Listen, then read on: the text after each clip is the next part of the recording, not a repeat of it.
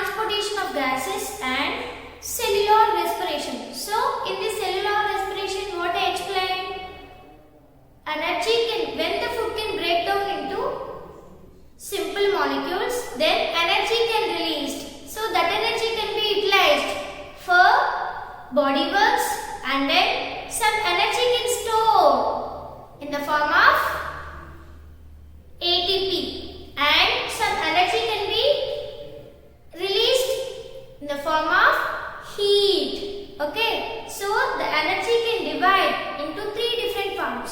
One is for working, for body works, and some energy can store in mitochondria, and some energy can released in the form of heat. So I explained about what I explained, aerobic respiration and anaerobic respiration. These are the two different types of respirations. Aerobic respiration in the sense, respiration will take place in the presence of oxygen. So only in case of eukaryotic cells we can see the cellular respiration, that is aerobic respiration. But in case of prokaryotic cells, anaerobic respiration will take place. Understood, children? And in case of prokaryotes, the cellular respiration will take place in cytoplasm, a fluid portion of a cell, that is called cytoplasm. So, in case of prokaryotic cells, especially bacteria, where did we see the cellular respiration? That is, what is the site of cellular respiration in case of bacteria? That is cytoplasm. But in case of eukaryotic cells, the cellular respiration will take place both in cytoplasm and mitochondria. So cytoplasm is the fluid substance present in the cell. And what is a mitochondria? Mitochondria is an organelle which is helped to participate in cellular respiration, and energy can stored in the form of ATP. So, in previous class, 9th class, we already know that the mitochondria we call as a powerhouse of a cell. Why did we call like that? The mitochondria only will provide energy to do works. Understood, children? So, here, these mitochondria plays a major role to participate in cellular respiration in eukaryotic cells, and the energy can be stored in the form of ATP that can be stored in mitochondria. So, ATP in the sense, adenosine triphosphate, that is an assimilatory power.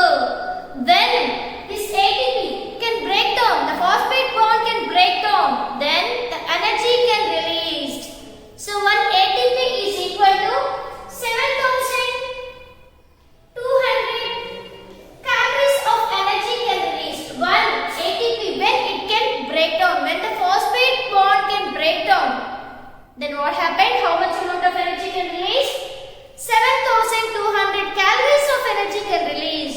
Calories in the sense, those are the units of energy. Understood?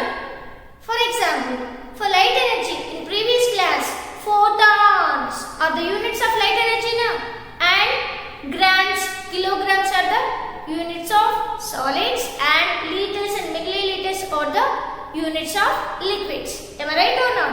So here also, energy can be, what is the unit of energy? That is, calories are the unit of energy.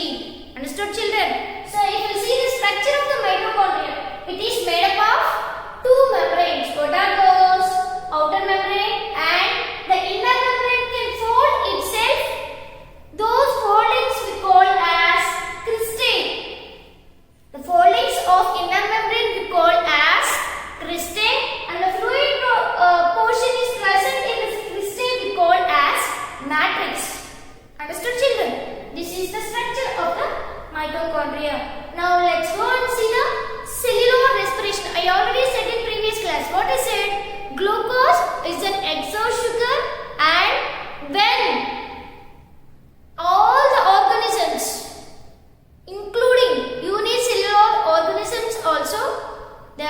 requiring energy from the glucose only. The plants can prepare their food in the form of starch that can be stored in leaves. So what is a starch? Starch is a polysaccharide. Here, when the glucose is produced, all the glucose molecules are grouped together to form a polysaccharide that is called starch. Understood, children? Now, I'll go and explain about the just flow chart for aerobic respiration and anaerobic respiration. So, when the glucose get oxidized, two steps are there. What are those? One is formation of two molecules of pyruvate. When the glucose gets oxidized, it produces two molecules of pyruvate. Pyruvate is a 3-carbon compound product and the glucose is a 6-carbon compound. So that only we can call as hexose sugar. Understood, children? Pyruvate is a 3-carbon compound. So here, two molecules of pyruvate is there now. So 2 3s are 6. So 6 molecules are balanced to this glucose. Understood, children? And the next one, when this pyruvate can oxidize to produce carbon dioxide, water and large amount of energy can released. Understood, children? Now let's go and see both in the absence of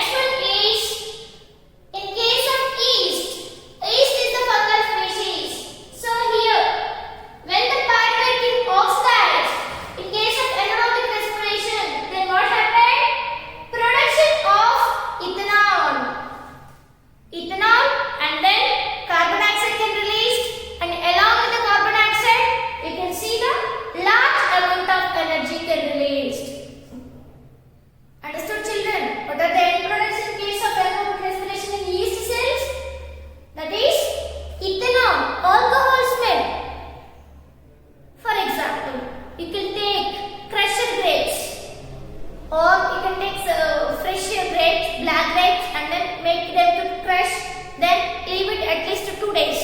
After that, you can smell the grapes. Then what did you feel? Ethanol smell will come out from these grapes. Alcohol smell. Do you know, for the preparation of wine, they can use grapes. So, they can produce ethanol. And then, large amount of carbon dioxide also can release, and energy also released during the process of anaerobic respiration in yeast cells. Understand, children? This is about the cellular respiration in both the prokaryotic cells and eukaryotic cells. When the glucose gets oxidized to produce pyruvate, then this pyruvate can further oxidize to produce different products. What are those? In case of bacteria, lactic acid and energy can released. But in case of yeast, that is in fungal species, ethanol, carbon dioxide and energy can release. But in case of eukaryotes, that is large amount of energy can release, carbon dioxide can release, and then water also released during aerobic respiration. This is about the